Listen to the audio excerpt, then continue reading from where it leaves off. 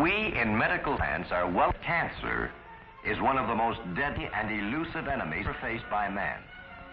All too often, it is that goes untreated until at last, when it is found that cancer has been present for many months. Take the case of Bert Marshall. From all indications of this X-ray and from other observations, it seems to be confined to the stomach. Oh, what chance do I really have, Doctor? Mr. Marshall, I have no desire to mislead you. I'm sure you realize that recovery is not a sure thing, but if we can go through surgery as quickly as possible, I believe you have a good chance of recovery. Well, I appreciate your being so frank with me, Dr. Swanson.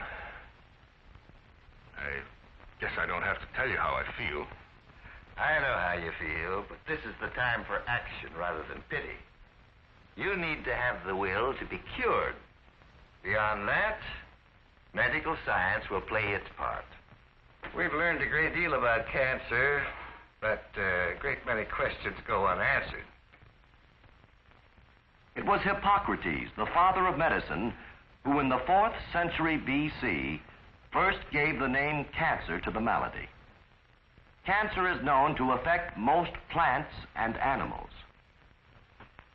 Cancer begins as a departure from normal cell growth that is harmful and unceasing. The rapidly growing abnormal cells usually differ sufficiently from normal ones to be recognizable under the microscope. Once cancerous cells appear, they soon develop into a clump of tissue that lives at the expense of the entire body. This tissue crowds and robs nourishment from other cells, tissues, or organs. If the abnormal cells grow slowly in a limited area, they are called benign tumors. If the cells in surrounding tissue or spread to other parts of the body, they constitute a malignant tumor, one that is cancerous. Cells of malignant growths may break off and travel through the bloodstream to other parts of the body. There, they may start new cancerous growths. In hospitals and elsewhere, progress is being made in the diagnosis and treatment of cancer. Special equipment, like the X-ray fluoroscope, helps identify and locate cancers. This is the kind of instrument used to make the photograph of Mr. Marshall's stomach cancer. With a gastroscope, the doctor can look inside a patient's stomach. In research laboratories, cancers are being induced in animals so that tests and treatments may be made upon them. But despite research and improved techniques of treatment, cancer remains man's number 2 killer, second only to heart disease. Little wonder that a victim of cancer like Mr. Marshall feels depressed. Don't worry, the doctor says. It's easy to say when you're healthy. As for me, I might as well give up. I'm no good to myself or my family now. Doctor says that 1 out of 7 has a cancer at one time or another. That's a lot of people. Some of those folks are likely to be cancer victims now. Or possibly some of them have recovered from cancer. Yeah, but if they have recovered, they've probably discovered it earlier than I did. Oh, if only I'd gone to a doctor sooner. Early treatment does give a higher percentage of cures. Why did Mr. Marshall wait so long? Should have known something was wrong. That stomach distress and all. But I drifted along. Guess I was afraid to ask for medical advice. I listened to people who knew as little as I did. Say, what's the matter with you anyway, Bert? Oh, I don't know, Ken. It's that old stomach upset again. Upset stomach? Why don't you take a little soda or a pill? I don't know, Ken. I've had these pains a lot lately. You know, the other day I saw a program on TV about cancer. And one of the symptoms they mentioned is exactly the same thing I've gotten. You know, it really scares me. Yeah, what are you talking about? Those fellows are always trying to talk people into going in to see a doctor. Go in for a checkup every year. Go in every time you get a mole on you or something. It's a lot of nonsense, this cancer business. Besides, this cancer's mostly for old people anyway. You know, I read some figures the other day that said that nobody gets cancer but old people. I certainly shouldn't have paid attention to fellas like Ken. But I had to talk to someone, and well, I couldn't bring myself to tell the family my fears. It was only when I had the particularly bad attack that I finally went to the doctor. I remember how the doctor went into great detail with me about my past history and how he gave me a thorough examination that lasted through several visits. We cancer specialists do make a thorough study of each patient's case. We know that many cancers can be treated successfully. Once the diagnosis is completed, using the different instruments and tests at our command, some form of therapy is begun. For some cases, X-ray treatment is an acceptable technique. The X-rays are focused on the cancerous tissue. X-rays help destroy cancerous cells. Only specially trained technicians should ever administer such treatments, because any large excess of X-rays may harm healthy cells as well as cancerous ones. When it is possible to operate, the removal of the cancer usually offers the most certain means of ridding the body of the cancerous growth. Cancer of the stomach can be removed surgically, so Dr. Swanson uses surgery on Mr. Marshall. In males, the digestive tract is most frequently afflicted with cancer.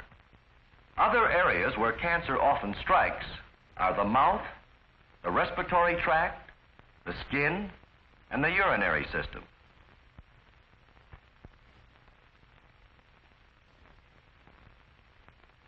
In the female, cancers of the breast and the uterus are the most prevalent.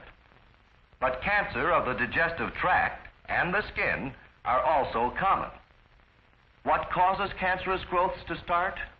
This is a question still largely unanswered. But a few facts are known. People exposed to the sun and wind a large part of the time, like farmers and sailors, have more skin cancers than those who are not exposed. Chronic irritation of a part of the body, like the lip or tongue, may lead to cancer. The hot stem of a pipe may be such an irritant. Certain chemicals have been known to cause cancer. Frequent exposure to X-rays or radioactivity without adequate protection is likely to develop cancers. Technicians and doctors wear protective clothing to avoid exposing themselves to X-rays when they are using such equipment. But for the average person, what are the symptoms? The danger signals of possible cancer. The common danger signals are easy to detect. Any sore that does not heal, a lump or thickening in the breast or elsewhere, unusual bleeding or discharge, any progressive change in the appearance of a wart or mole, persistent indigestion or difficulty in swallowing, persistent hoarseness or cough, or any change in normal bowel habits. Yeah, you ought to be a very happy man, Mr. Marshall. As far as we can tell, your operation is a success. How do you feel? Well, I feel pretty good, Doctor. I haven't any pain, and I'm mighty anxious to get home. Well, you are feeling well. Wanting to go home. And don't you worry, you'll be there just as soon as possible. There is something that does worry me, Doctor. As a matter of fact, Betty and I were just discussing it before you came in. Does my having cancer mean that Jimmy here will inherit it? If that's all that's worrying you, put your mind at ease. Cancer isn't inherited. So just forget about any danger to Jimmy because of your trouble. Well, I've got other patients to see. I'll drop by tomorrow. Goodbye. Thank you for coming, Doctor.